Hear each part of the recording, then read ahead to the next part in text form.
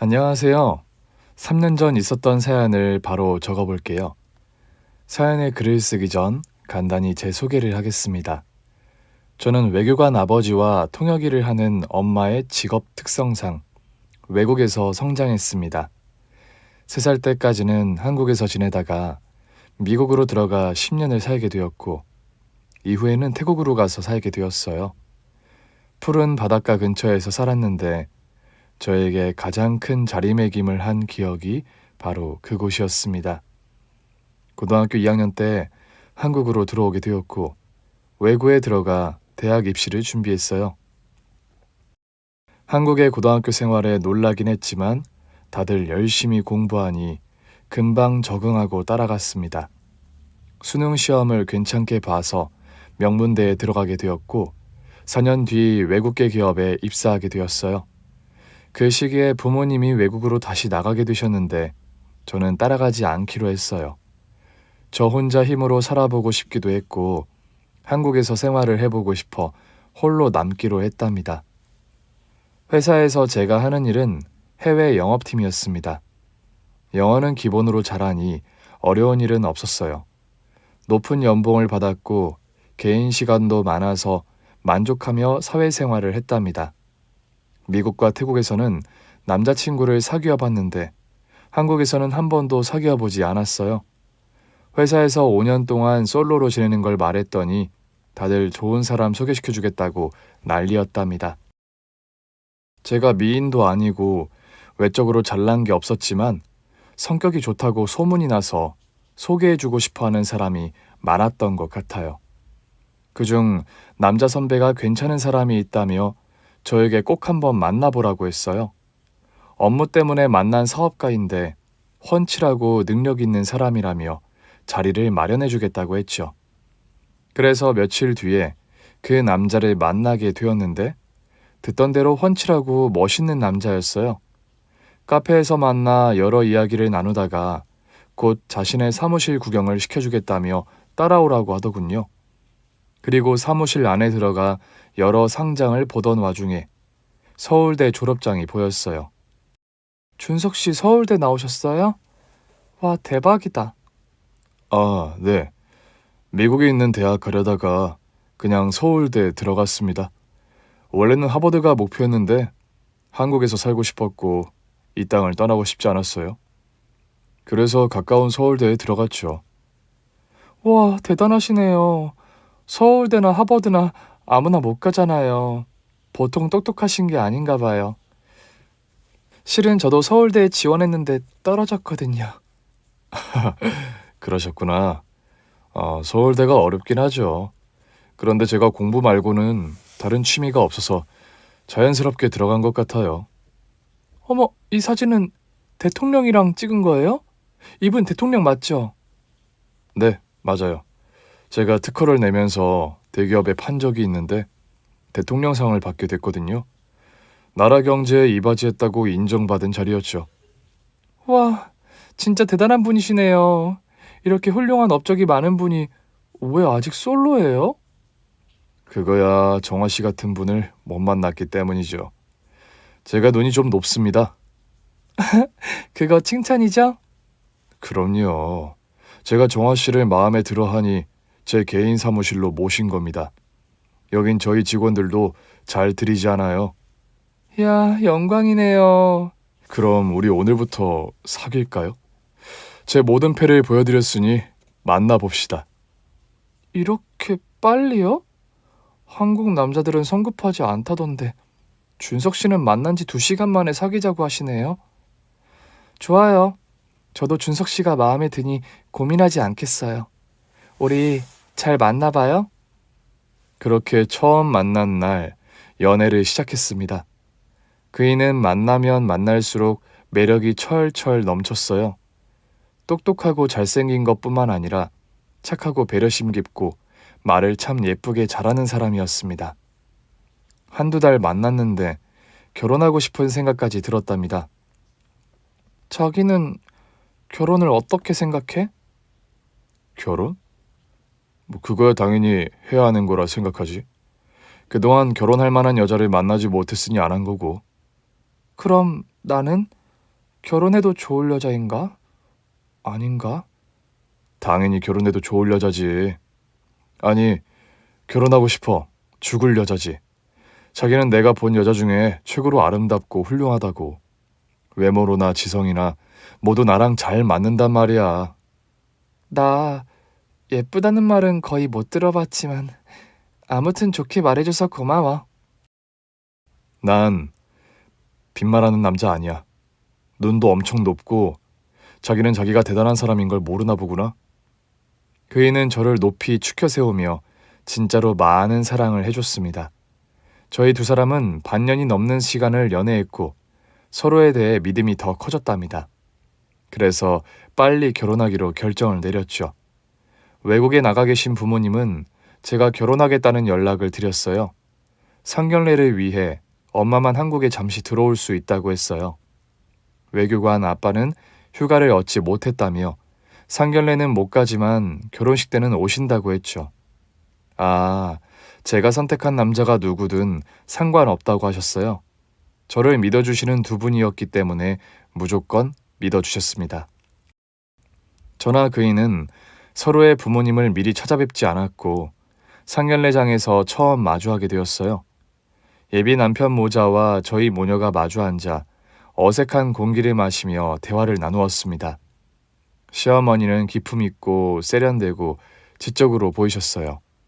아우라가 느껴질 만큼 아름다워 보였죠. 안사돈, 바깥사돈이 못 오셔서 너무 아쉬워요. 훌륭한 일을 하신다고 해서 꼭 뵙고 싶었거든요. 제 남편이 일이 바빠서 못 왔네요. 훌륭한 사람이라 칭찬해 주셔서 고맙습니다. 사돈은 실례지만 어떤 일을 하시는지 여쭈어봐도 될까요? 아, 네. 저는 대학 교수예요. 경기도에 있는 한 대학에서 학생들을 가르치죠. 어머, 역시 대단한 집안이네요. 아드님은 서울대 출신의 사업가이고 어머님은 교수님이라 이거 너무 과분한데요? 과분하긴요. 외교관의 통역관이신 사돈 부부에 비하면 전 세 발의 피죠. 그리고 정화는 명문대 출신의 외국계 기업에서 일하잖아요. 듣자 하니 그 회사에 들어가는 게 보통 어려운 게 아니라던데요. 그럼 비슷한 건가요? 이렇게 멋진 분과 사돈이 된다니 마음이 설레네요. 우리 딸 좀 잘 부탁드립니다. 부탁은 제가 드려야죠. 저의 부족한 아들을 잘 부탁드립니다. 두 분은 서로 칭찬하고 받아주며 대화를 나누다가 곧 신혼집과 혼수에 대한 이야기가 나왔습니다. 애들 신혼집은 초호화 빌라로 마련하겠습니다.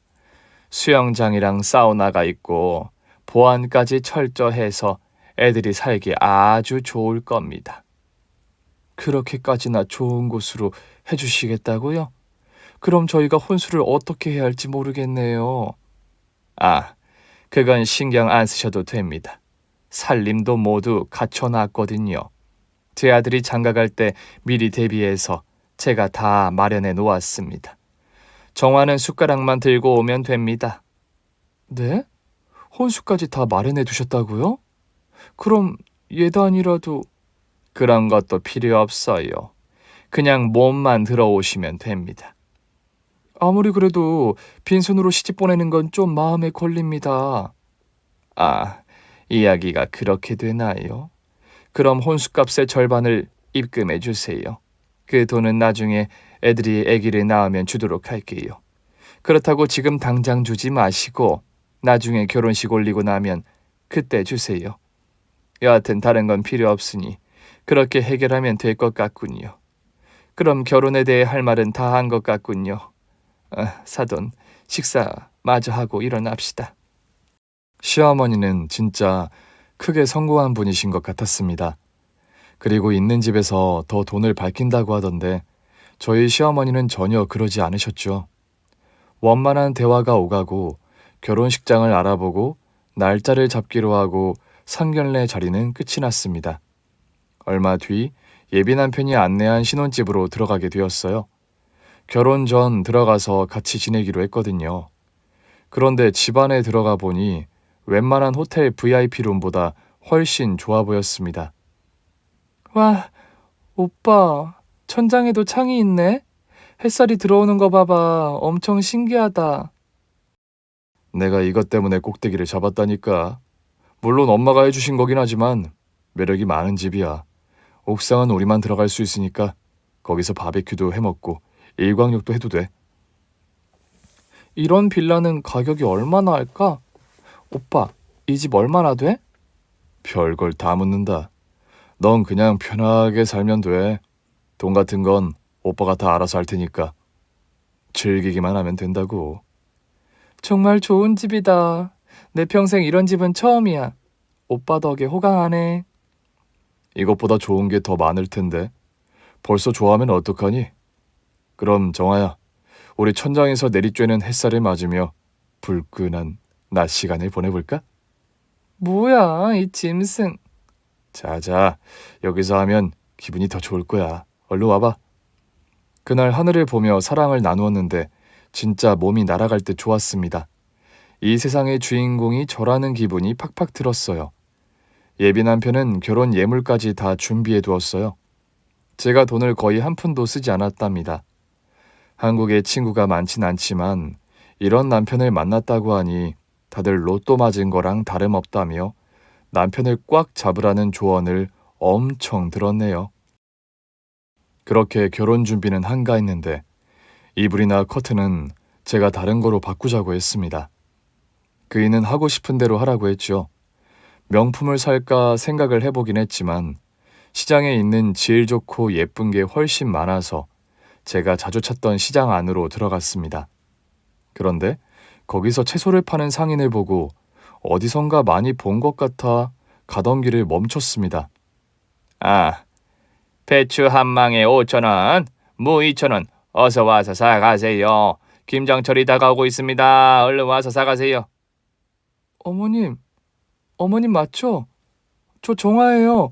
어머님이 왜 이 시간에 여기에 계신 거죠? 네. 손님 저 아세요? 어머님 저예요. 정아요. 어머님 며느리 될 사람이요. 그런데 여기서 뭐 하시는 거예요? 무슨 말씀하시는지 모르겠네. 난 아들이 없는데 무슨 며느리라는 거요? 아무래도 사람을 잘못 본 모양입니다. 아닌데 화장을 안 하시긴 했지만 얼굴이 똑같은 것 같은데. 진짜 제 시어머니가 아니세요? 내가 잘못 봤나? 아가씨 배추 살 거 아니면 저리 가시오. 장사 방해하지 말고. 어머나 죄송해요. 제가 사람을 잘못 본 모양이에요. 실례했습니다. 분명 시어머니와 똑 닮았는데 동일인은 아니었나 봅니다. 생각해보니 교수님이 시장에서 장사할 일도 없고 지난번처럼 우아하고 기품 있는 모습이 보이지 않았으니 제가 착각한 거라 판단했죠. 시장 안으로 들어가 이불과 커튼을 맞추고 다시 채소 가게로 찾아가 봤어요. 아무래도 다시 한번 확인해 보려고 말입니다. 그런데 시어머니와 똑 닮은 분은 안 계시더군요. 다른 분이 장사를 하고 계시길래 여쭈어봤습니다. 아주머니, 아까 장사하시던 분은 어디 가셨나요? 무슨 소리예요? 여긴 나 혼자 장사하는 집인데. 네? 2시간 전에 분명 다른 분이 장사하고 계셨어요. 아가씨가 헷갈린 모양이네요. 여기 채소 가게가 한두 군데가 아니니까 헷갈렸나 봐요. 다른 집 가서 찾아봐요. 하지만 분명히 시어머니 닮은 분이 계시던 자리가 맞았습니다. 제가 헛것을 보거나 상인분이 거짓말을 하는 거였죠. 그래서 집으로 돌아가 예비 남편에게 물어봤습니다. 자기야, 나 아까 시장에서 어머님이랑 닮은 분 봤다? 그런데 엄청 똑같이 생겼던데. 엄마를 시장에서 봤다고? 오늘 평일이잖아. 대학교에서 수업 중일 텐데 어떻게 시장에서 보겠어? 게다가 동네도 다른데 사시는 분인데. 그렇지? 내가 잘못 본 거지? 채소 파는 아주머니가 어머님을 엄청 닮았더라고. 우리 엄마가 흔한 얼굴인가? 뭐 그럴 수도 있지. 세상엔 닮은 사람이 많은 법이니까. 그런데 닮은 정도가 아니라 쌍둥이 수준이라니까? 화장을 안 하고 있었는데도 한눈에 알아보겠더라고. 혹시 어머님 쌍둥이 아니셔? 쌍둥이는 무슨 외동이야. 완전한 외동. 그래서 외할아버지 재산을 혼자서 다 물려받으셨다고. 그러니까 우리가 이런 빌라에서 살게 된 거지. 시장 상인은 잊어버려. 당신이 잘못 본 거야. 아, 그래? 알겠어. 참 묘하고 신기한 경험했다 쳐야지. 그렇게 실수한 걸 잊어버리고 결혼 준비는 계속되었어요. 그런데 얼마 뒤에 또 길거리에서 시어머니를 닮은 여자분을 또 만나게 되었습니다. 얼굴과 목소리가 똑같았고 화장을 안 하고 추레한 옷차림으로 지나가고 있었죠. 저기요. 뭐야, 저 아세요? 지난번에 시장에서 뵀었는데. 난 시장에서 일하지 않아요. 아가씨 딴 사람하고 착각한 모양이네. 아닌데, 분명 맞는데. 우리 어머님이랑도 똑같이 닮으셨고 정말 절 모르시겠어요? 당연히 모르죠. 생뚱맞게 사람 붙잡고 헛소리 말고 갈 길 가시오. 네, 죄송합니다. 실례했습니다. 저는 2번이나 똑같이 생긴 사람을 만나게 되었는데 이번에도 실수였습니다. 시어머니와 똑같이 생긴 여자를 2번이나 마주쳤는데 각자 다른 사람이라니 참으로 신기한 사건이었죠. 예비 남편은 제 말을 듣고 깔깔 웃으며 별일 아닌 것처럼 말했습니다. 우리 엄마가 그렇게 흔한 얼굴이었나? 아무튼 자기가 착각한 거야. 우리 엄마는 경기도에 있는 대학교에서 수업하고 경기도에 집이 있다고. 이 근처 동네에서 마주칠 일이 없어. 그렇지? 그런데 참 이상해. 아무리 생각해도 닮았거든. 목소리도 비슷하고 말이야. 자기 결혼 전에 스트레스 받은 거 아니야? 혹시 나랑 결혼하기 싫어서 헛것을 보는 거 아니야? 뭐? 그럴 리가 있나? 당신 같은 남자랑 결혼하는 건 천운이야. 이제 나한테는 당신이 전부라고. 그거 듣던 중 반가운 소리네. 나랑 결혼해줘서 고맙다, 정아야. 그의 말대로 결혼을 앞두고 긴장해서 그런 착각을 한 건가 싶었습니다. 엄마한테도 말씀드렸다니 제가 예민해서 괜한 실수를 한 거라고 하셨죠. 얼마 뒤 예식장과 날짜를 잡게 되면서 청첩장까지 찍었습니다. 저는 많은 청첩장을 들고 시어머니가 계신 대학교에 찾아갔어요. 직접 일하시는 걸 눈으로 볼 겸 해서 개인 교수실을 찾으려고 돌아다녔습니다. 그런데 시어머니 이름이 보이지 않았어요. 누구누구 교수실이라고 붙어 있었는데 시어머니 성함이 붙어 있는 문은 보이지 않았죠. 그래서 교직원에게 시어머니 교수실이 어디냐고 물었습니다. 여기 고상한 교수님 교수실이 어딘가요? 네? 성함을 다시 말씀해 주시겠어요? 고상한 교수님이요. 잠시만요. 데이터에 검색해 볼게요. 우리 대학에 고상한 교수님은 안 계신데요. 네? 여기 없다고요? 분명히 여기 대학에 교수님으로 일하신다고 했는데. 네, 데이터에 없다고 나오네요. 여기에 이름이 안 뜨면 저희 대학 교수님이 아닐 겁니다. 저는 또 이상한 경험을 하고 돌아왔습니다. 남편에게 바로 물어봤어요. 저기요, 어머님 대학교에 청첩장 나온 거 드리러 갔는데 고상한 교수님은 안 계신다고 하던데? 엄마 대학교에 갔었어? 아, 엄마가 얼마 전에 다른 대학교로 옮기셨어. 그래서 못 찾은 거야? 뭐? 대학교 교수님은 원래 한 군데에서 일하시는 거 아니야? 그렇긴 한데 스카우트 제의를 받아서 더 좋은 대학으로 가셨어. 그래? 거기가 어느 대학인데? 그러니까 숭어대에 들어가셨어? 들어간 지 얼마 안 돼서 아마 정신없이 바쁘실 거야. 그래? 그럼 내가 가서 좀 드려야겠네. 자기야, 괜한 짓 하지 마. 엄마는 혼자서 일하는 걸 즐기는 분이야. 누가 학교를 찾아오는 거 안 좋아하셔. 당신은 신경 끄고 결혼 준비 다 해. 알았지? 그이가 그런 식으로 말하니 의구심이 들었습니다. 예비 남편이 저를 속일 리가 없긴 했지만 연이어 이상한 일이 생기니 확인하고 넘어가야 찝찝함이 사라질 것 같았습니다. 먼저 시어머니께 전화를 드렸는데 받지 않으셨어요. 문자를 남겨도 답이 없으셨죠. 그래서 새로 옮긴 대학에 가려고 출발했는데 예비 남편에게서 연락이 왔습니다. 저기요, 엄마가 사고를 당했어. 지금 병원 중환자실에 계셔. 뭐? 그게 정말이야? 알았어, 당장 갈게. 연락을 받고 병원에 갔더니 남편은 퉁퉁 부은 눈으로 말하더군요. 길에서 묻지마 공격을 받았대. 의식을 잃고 어젯밤에 긴급 수술을 하셨나 봐. 본인 확인이 늦게 되어서 오늘에서야 연락을 받았어. 묻지마 공격을? 세상에. 그래서 지금 중환자실에 계신 거야? 우리가 어머님 면회할 순 없어? 불가능하대. 의식이 없는 데다 절대 안정을 취해야 한다고 했어. 자기야, 나 어떡하면 좋지? 자기야, 어머님 괜찮을 거야. 분명히 깨어나실 거라고. 어쩌다 이런 일이 엄마한테 생겼는지 모르겠어. 무서워 죽겠어. 자기야, 약한 소리 하지 마. 어머님은 반드시 깨어나실 거야. 그이는 병원에 하루 종일 붙어 있었고 저는 일 때문에 어쩔 수 없이 나와야 했답니다. 퇴근하고 병원에 가면 그이는 여전히 슬퍼하고 있었죠. 자기야, 너무 걱정하지 마. 곧 경과가 좋아지실 거야. 그렇겠지. 당신은 그만 들어가서 쉬어. 그리고 결혼 준비는 마저 해야 하니까 자기가 마무리 좀 해줘. 뭐? 지금 이런 상황에서 결혼식을 올리자고? 결혼은 해야지. 엄마도 그걸 바라실 거야. 저기 좀 이상하다. 아무리 결혼이 예정되어 있어도 어머님이 중환자실에 계신데 우리끼리 결혼을 하자고 해? 지금 자기가 정신이 온전치 못한 모양인데 절대로 그러면 안 돼. 어머님을 지켜봐야 하는 게 최우선이라고. 아니야. 엄마는 우리가 결혼식 올리는 걸 바라고 계실 거야. 당신 때문에 결혼을 미룬다고 하면 아마 굉장히 싫어하실 거야. 엄마가 불참해도 우리 결혼식은 진행되어야 해. 꼭 그래야만 해. 예비 남편의 말을 들으니 소름이 끼쳤습니다.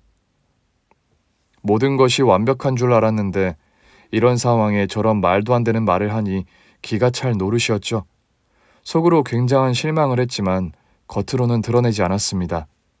그런데 다행히 일주일 뒤에 시어머니가 깨어났다는 소식을 듣게 되었습니다. 1인실로 옮겨졌다고 연락이 와서 달려갔죠. 어머님, 괜찮으세요? 그래. 이제 정신이 드는구나. 내 걱정 많이 했지. 그걸 말이라고 해요? 저랑 이이가 얼마나 걱정했는데요. 그 나쁜 놈은 지금 어떻게 됐대요? 자기야, 묻지마 공격한 놈은 감옥에 갔대? 그렇지. 진작에 잡혀갔지. 지금은 엄마의 쾌차만 기다리면 돼. 얘들아, 내가 괜한 걱정을 끼쳐서 미안하구나. 너희들 결혼 준비해야지.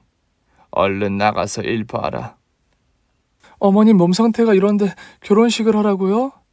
조금 연기해도 괜찮으니까 결혼식 이야기는 그만하세요. 아니야. 괜히 나 때문에 결혼식을 연기하면 내 마음이 불편하다.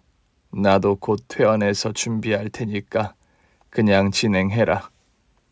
어머님이 그렇게 말씀하시면... 네, 알겠어요. 준비할게요, 어머님.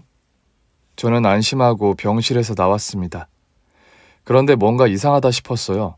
머리를 다쳐서 수술한 시어머니의 머리카락이 온전했고 수술한 흔적도 보지 못한 게 수상했습니다. 그래서 간호사 한 명을 붙잡고 시어머니가 병원에 왜 입원했는지 물었어요. 201호 환자분이요. 그냥 빈혈이라고 하시면서 개인 병실 달라고 우겨서 억지로 내어드린 거예요. 조금 이따 퇴원하실 겁니다. 네? 그게 사실이에요? 저는 당장 병실로 들어가 따질까 하다가 하나 더 알아보려고 시어머니가 옮긴 대학교에 전화를 걸었습니다. 고상한 교수가 있느냐고 물었더니 그런 교수는 없다고 했어요. 그러니까 시어머니는 직업을 거짓말한 것이었죠. 그런데 왜 남편과 시무가 이런 거짓말을 한 건지 이해가 되지 않았어요. 제가 대학 교수라는 걸 확인하려고 하자 중환자실에 입원했다는 거짓말을 했고 개인 병실까지 얻어서 연기를 하고 있는 이유가 무엇인지 정말로 이해가 되지 않았습니다. 저에게 비싼 신혼집과 혼수도 다 마련해 주었고 돈을 요구하지도 않았으니 사기를 치려고 한 게 아니었잖아요. 도대체 무슨 이유로 거짓말을 하는지 궁금해서 잠시 나갔다가 예비 남편이 없는 사이에 시어머니한테 진실을 물어보기로 마음먹었습니다. 1시간 뒤, 그이가 병원에서 나오는 걸 보고 다시 병원 안으로 올라갔습니다. 시어머니 개인 병실을 열어봤더니 이미 퇴원하고 자리에 없더군요. 간호사를 붙잡고 물었더니 벌써 퇴원했다고 합니다. 도대체 이런 미친 연기를 왜 하는지 확실하게 밝히기로 다짐했습니다. 그런데 시어머니는 또다시 연락두절 상태여서 만날 수가 없었답니다. 그래서 남편에게 직접 물어보기로 했어요. 자기야, 어머님 퇴원하셨더라? 중환자실에서 나온 지 하루 만에 퇴원을 하신 게 말이 안 되잖아. 아, 엄마 지금 다른 병원으로 옮기셨어. 불편하다고 하셔서 엄마 고향에 있는 병원으로 가셨어. 당신 지금 거짓말하는 거 다 알아.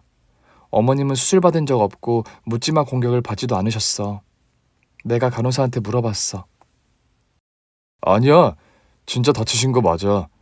그 간호사가 거짓말한 거야. 참 이상한 간호사네. 뭐? 지금 또 거짓말하는 거야? 자기야, 어머님 대학 교수님도 아니잖아. 내가 그걸 파헤치려고 하니까 당신이랑 어머님이 사고 난 걸 위장한 거 아니야? 이 여자가 왜 이래? 당신 꿈이라도 꾼 거야? 우리 엄마 대학 교수 맞아. 못 믿겠으면 나중에 우리 결혼하고 나서 학교에 구경하러 가면 되겠네. 자기 진짜 끝까지 이럴 거야? 왜 거짓말을 그렇게 하는 거야? 나한테 사기치려는 것도 아니고 뭔가를 받아내려는 것도 아니잖아. 왜 있는 그대로의 사실을 말하지 않는 거야? 당신이야말로 내가 말하는 그대로 믿지 않는 이유가 뭐야? 도대체 나랑 엄마를 왜 의심하는 거냐고. 요즘 결혼 준비 때문에 스트레스가 심한 모양인데 결혼식 올리고 나면 나아질 거야. 아, 진짜 돌아버리겠네. 당신 뭐하는 사람이야? 정체가 뭐냐고. 나에 대해 다 알면서 그걸 뭐하러 물어. 자기야, 배고프다. 우리 밥이나 먹자. 당신 소름 끼쳐. 이러는 이유가 뭔지 꼭 알아내야겠어. 나 참, 이 여자가 말을 막 하네. 내가 소름 끼친다고? 자기야, 요즘 자기 불안정해. 제발 정신을 차리라고. 시장 바닥에서 우리 엄마를 봤다고 하질 않나. 길거리에서 봤다고 하질 않나. 이번엔 아픈 엄마가 거짓말이라고 하질 않나. 도대체 왜 그러는 거야? 자기 머리가 어떻게 된 거 아니야? 뭐? 내 머리가 어떻게 됐다고? 하, 진짜 미치겠네. 나 아무래도 자기랑 같이 못 있겠어. 나 친정에 가 있을게. 뭐? 나를 버리겠다는 거야? 거기서! 다가오지 마. 한마디만 더 하면 경찰에 신고하겠어. 진정해, 좋아야. 자기 지금 많이 이상해 보여. 헛것을 보고 듣는 것 같다고. 나랑 같이 병원이라도 가보자. 저는 그이의 일관된 주장에 진짜 제 머리가 어떻게 된 것 같았습니다. 아니, 당신이랑 일단 떨어져 있어야겠어. 그래, 그렇게 해, 종아야. 빨리 정신 차리면 좋겠다. 날 이상한 놈 취급하는 건 이해하는데 자기가 정상으로 돌아오면 좋겠어. 저는 바로 신혼집에서 뛰쳐나왔습니다. 그리고 친정으로 가서 엄마한테 그동안 있었던 일을 시시콜콜 일러주었습니다. 그런 일이 있었어? 아휴, 그런데 정아야, 네가 이서방 말대로 스트레스가 심해서 착각한 거 아닐까? 엄마까지 날 못 믿는 거야? 아니, 너 요즘 이상하긴 했어. 지난번 밤에 엄마랑 같이 잤을 때 새벽에 냉장고를 열고 김치를 꾸역꾸역 먹고 있더라. 내가 널 부르니까 한번 째려보더니 김치통을 넣고 침대로 가서 자더라고. 내가 그런 짓을 했어? 그리고 사실 너 어렸을 때도 자주 없는 말을 지어내고 그랬어. 미국에 있을 때 네가 친구가 없으니까 가상인물을 만들어서 친구랑 논다고 했었지. 엄마, 그건 아주 어릴 때고 외로우니까 그랬겠지. 그때랑 지금이랑 같아? 그이가 지금 거짓말을 하고 있다고. 그것도 어마어마한 거짓말을 말이야. 그런데 무슨 이유로 그런 거짓말을 하겠어. 최고급 빌라를 신혼집으로 마련해줬고 혼수도 그쪽에서 다 했잖아. 우리한테 돈을 달라고 한 적이 있니? 명의를 빌려달라고 한 적이 있니? 사기꾼은 아니라는 거야. 엄마도 내가 이상하구나? 뭐가 진짜인지 나도 헷갈리네. 그러지 말고 병원에 가서 검사 받아보자. 아니, 난 정상이야. 엄마도 날 못 믿으니 나 혼자서 진실을 파헤치고 말겠어. 저는 친정에서도 나와버렸습니다. 누구 하나 제 말을 믿지 않으니 속이 타서 환장하겠더라고요. 결혼식은 일주일 앞뒀는데 뭐를 어떻게 해야 할지 감이 잡히지 않았어요. 그런데 제 앞에 또 시어머니가 보였습니다. 이번에는 골목 앞에서 호떡 장사를 하고 있더군요. 어머님? 누구세요? 거짓말 그만하세요. 연기하고 있는 거 다 아니까요. 무슨 말씀을 하시는지. 어머님, 사실대로 말하지 않으면 경찰 부를 겁니다. 이 결혼 안 하는 건 물론이고요. 제발 솔직하게 말해주세요. 그러자 시어머니는 아무 대답도 하지 않더군요. 끝까지 시모가 아니라고 잡아떼지도 않았습니다. 당신 누구예요? 교수님도 아니고 그의 엄마도 아니죠. 뭐 하는 분이에요? 그의 정체는 뭐냐고요? 이러면 나가리인데. 에이, 모르겠다. 잘 들어요, 아가씨. 나 걔 엄마 아니야. 대역이야.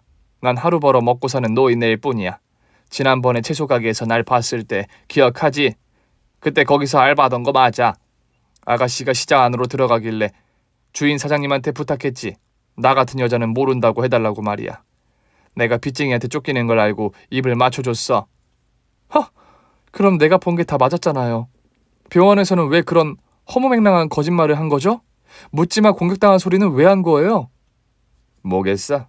아가씨가 하도 나에 대한 조사를 열심히 하길래 센 거짓말로 덮어버릴 셈이었지. 준석이가 하자는 대로 한 거니까 난 죄가 없다오. 어머님, 아니 아주머니, 그런 거짓말을 왜 한 거예요? 나한테 사기치려고 그런 거예요? 사기? 준석이가 돈 달라고 한 적 있나? 아니잖아. 그냥 교수 엄마를 둔 아들로 비추고 싶어서 그런 거야. 준석이 친모가 지금 정신병원에 있거든. 그건 또 무슨 소리예요? 친모가 정신병원에 있다고요?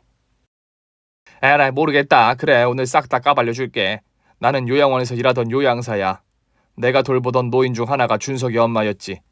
몸이 아파서 누워만 있었는데 정신줄까지 놓아버렸어. 참 불쌍하지. 금치산 선고를 받고 정신병원에 들어가게 됐어.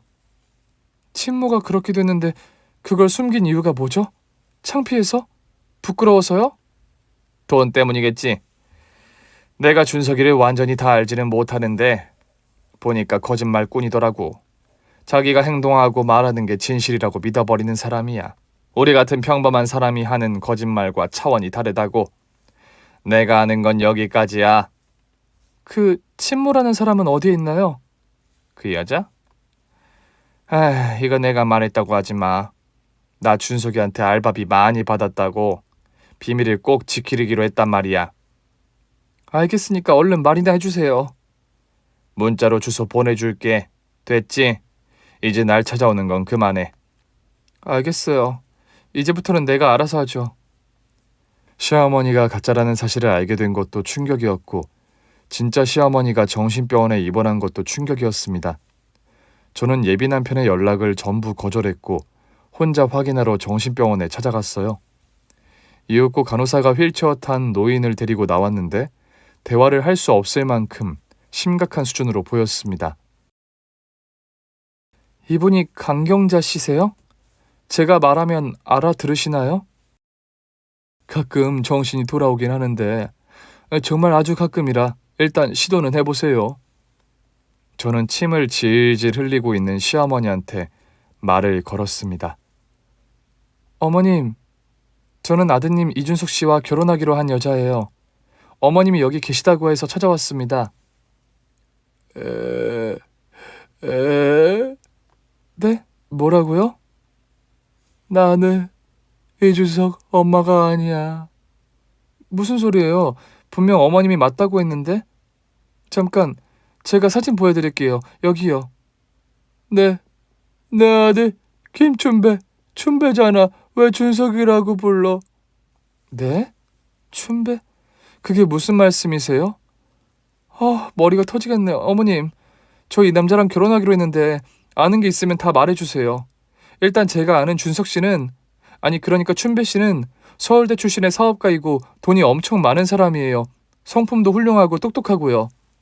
걔가 서울대를 나와? 걔 중졸이야.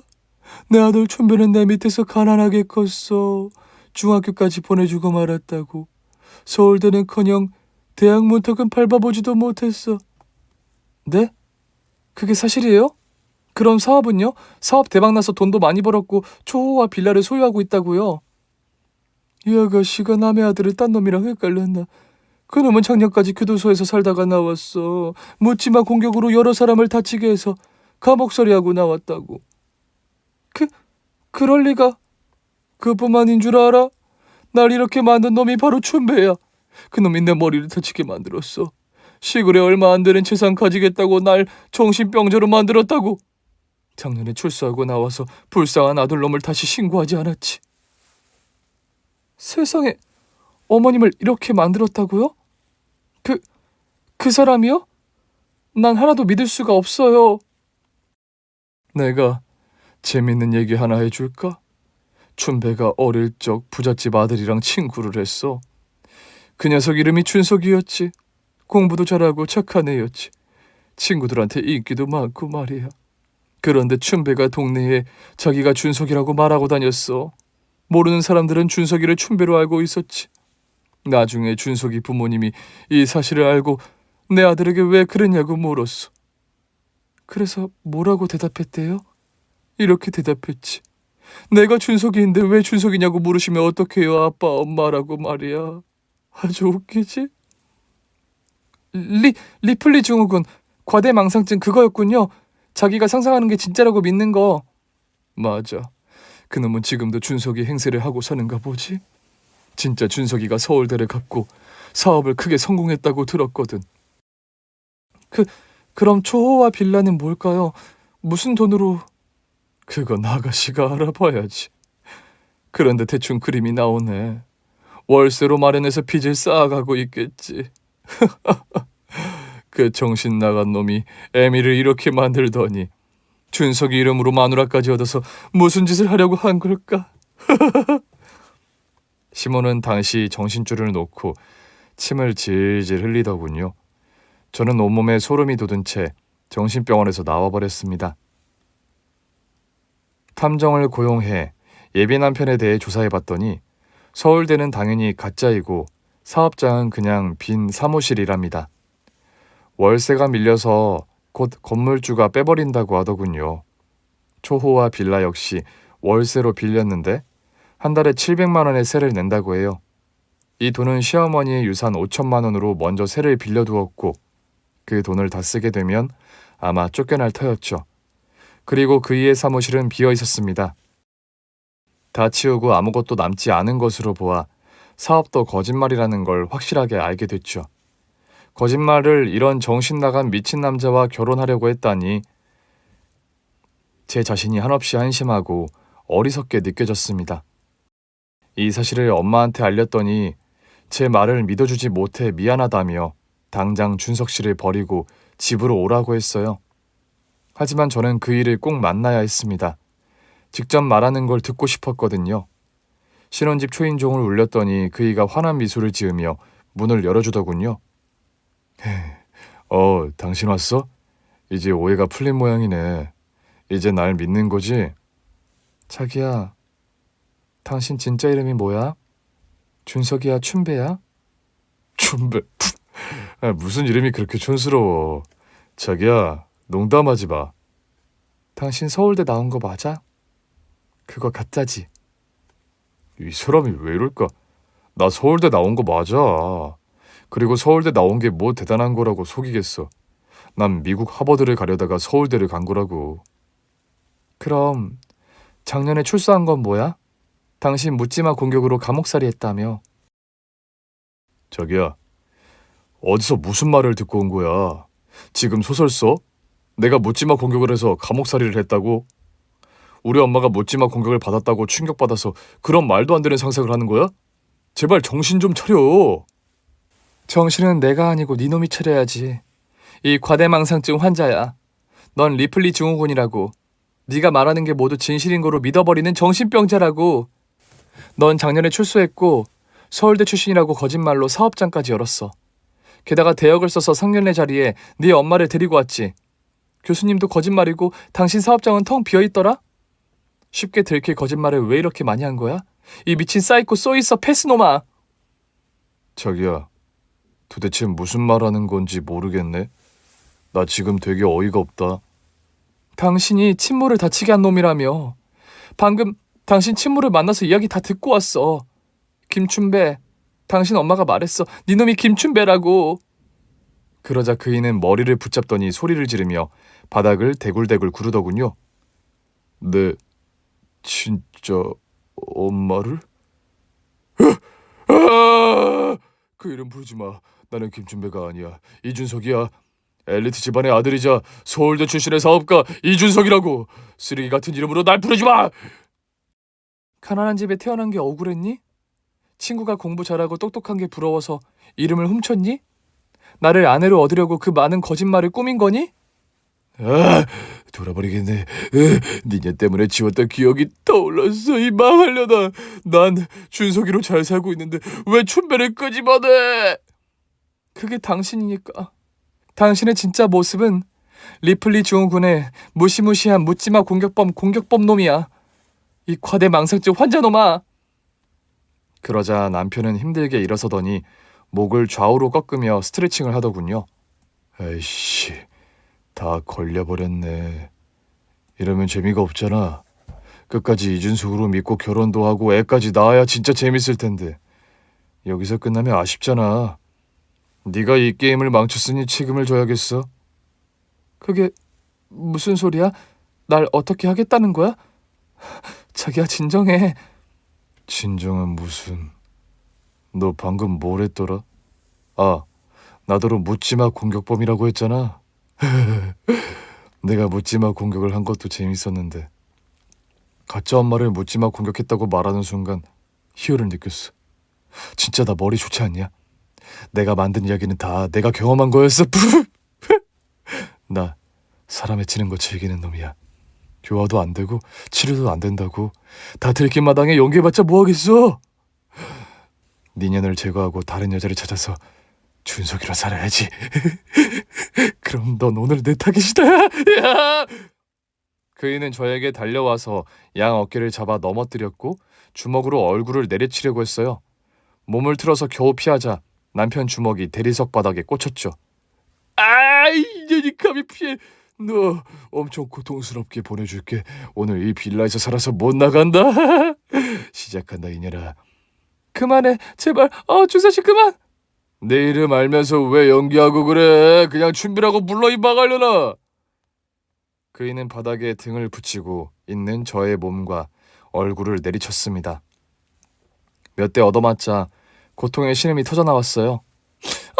이 미친 정신병자도 이러고도 무사할 것 같으냐. 무사하지 않으면? 이년아, 넌 오늘 무지개 다리 건널 거야. 너를 이 세상에서 지워줄게. 잘 가라. 저는 긴급한 상황에 시선을 이리저리 돌리다가 금속으로 만들어진 와인병이 눈에 들어왔습니다. 그이가 공격하는 동안 억지로 손을 뻗어서 몇 번의 도전 만에 와인병을 잡았습니다. 그걸로 남편 면상을 한 대 날려줬더니 바로 기절해서 쓰러지더군요. 그리고는 바로 경찰서에 신고해서 빌라로 와달라고 했어요. 그이가 깨어나기 전에 경찰들이 도착해서 안심을 했습니다. 야 임마, 일어나 봐. 너 얼마 전에 출소한 김춘배지? 또 사고 칠 뻔했구만. 이 자식, 이 형사 수갑 채워. 뭐야 당신들. 내 집에서 뭐하는 짓이야? 여보, 정화야. 지금 무슨 짓을 한 거야? 여보, 당신 말대로 나 춘배 맞아. 중졸에 모식하고 가진 거 없는 놈 맞아. 하지만 내가 당신을 사랑한 거 진심이야. 사랑? 너한테 그런 감정이 있기는 하니? 여보, 우리 결혼할 사이잖아. 저기야, 내가 잘못했어. 당신을 꼬시고 싶어서 준석이 흉내를 낸 것 같아. 나 김춘배를 있는 그대로 받아주면 안 될까? 너 같은 전과자랑 결혼을 하라고? 아유, 끔찍해라. 내가 돌았냐? 너에 대해 다 알게 됐는데 결혼을 하겠냐? 자기야, 이러면 안 되지. 내가 자기 때문에 쓴 돈이 얼마인데. 빚만 1억이 넘어. 자기한테 잘 보이려고 이 비싼 빌라도 월세로 구한 거라고. 이건 다 너를 위한 거라고. 만약 나한테 아무것도 없고 전과자라는 걸 알았으면 나를 받아줬겠어? 당연히 안 받아주지. 거봐, 그래서 무리하게 거짓말을 한 거라고. 당신을 내 여자로 만들려고. 날 네 여자로 만들어서 나중에 네 친모처럼 해치려고 그랬냐? 내가 뭘 알아내면 바로 해치려고 했겠지. 그리고 새로운 여자를 또 꼬셨겠지. 내 말이 틀려? 자기야, 나 지금 수갑 찬 거 안 보여? 나 당신을 진짜로 사랑했어. 그건 진심이었다고. 말 같지 않은 소리 하지 말고 그냥 얌전하게 잡혀가라. 너 집행유예 기간인 거 알지? 날 공격했으니 감옥은 무조건 들어가게 될 거야. 그리고 네 친모를 해치려고 한 건 죄목이 없더라? 그것도 내가 증명해서 오래오래 감옥살이 하게 만들어줄게. 이년이 감히 나 이준석을 물먹이려고. 너 이리 와. 내가 깜빵에 가기 전에 니년을 씹어먹어버리겠어. 이 새끼 말 더럽게 많네. 김형사, 이 자식 잡고 있을 테니까 싸대기 한 대만 갈겨봐. 그 순간 저는 와인병을 들고 형사 대신 김춘배 면상에 따기로 날려줬습니다. 한 방 맞은 그놈은 바로 정신을 잃었어요. 이 미친 자식, 지옥으로 떨어져 버려라. 형사님들 이제 데리고 가세요. 네. 김형사, 우린 아무것도 못 본 거다. 그냥 지 혼자 기절한 거라고 해. 두 형사는 예비 남편을 끌고 빌라에서 나갔습니다. 그리고 저도 그 초호화 빌라에서 나왔어요. 정신병원에 가서 진짜 시어머니와 대화했던 녹취본을 접수해서 형사들에게 사건을 조사해달라고 했어요. 그놈이 시골에서 모친을 공격하고 그렇게 만든 것이 밝혀졌고 감옥에서 아주 오래 썩게 되었답니다. 그리고 가짜 시모를 신고해봤는데 단순히 알바로 거짓말한 것이고 범죄에 가담한 건 아니어서 처벌이 이루어지지 않았습니다. 또 진짜 시어머니는 정신병원에서 지내던 중 아들이 감옥에 간 사실을 듣고 정신을 차리게 되었다네요. 멀쩡하게 돌아와서 퇴원했다고 합니다. 리플리 증후군이라는 무서운 정신병자에게 걸려 속아 넘어간 저는 회사를 그만두었고 친정엄마와 같이 아빠가 있는 영국으로 떠났습니다. 도저히 한국에서 살 용기가 없더라고요. 제가 경험한 이준석, 아니 김춘배가 계속 떠오를 것 같아 아예 한국 땅을 떠나기로 한 거죠. 지금 제가 있는 영국에서 직장도 다니고 연애도 하고 있어요. 남자는 한국계 영국인이고요. 제가 어마무시한 공포의 사건을 휘말린 이야기를 어디에도 한 적이 없었는데 이 채널을 알게 되면서 저의 경험담을 한번 써보게 되었답니다. 믿기 어려운 일화인 거 저도 압니다. 저도 거짓말이었으면 좋겠네요. 아무튼 사건은 그렇게 끝이 났고 저는 무사하니 걱정하지 않으셔도 됩니다. 세상에서 가장 무서운 존재가 사람이라고 하니 다들 사람 조심하며 지내세요. 행여나 저 같은 일을 당하시지 않도록 사전조사를 하고 나서 연애와 결혼을 하시길 간곡히 부탁드립니다. 그럼 저는 이만 사연의 글을 줄여야겠네요. 안녕히 계세요. 오늘 준비한 사연은 여기까지입니다. 재미있게 들으셨다면 구독과 좋아요, 알림 설정까지 눌러주세요. 그럼 저는 다음 사연으로 찾아뵐게요. 오늘도 건강하고 행복하세요.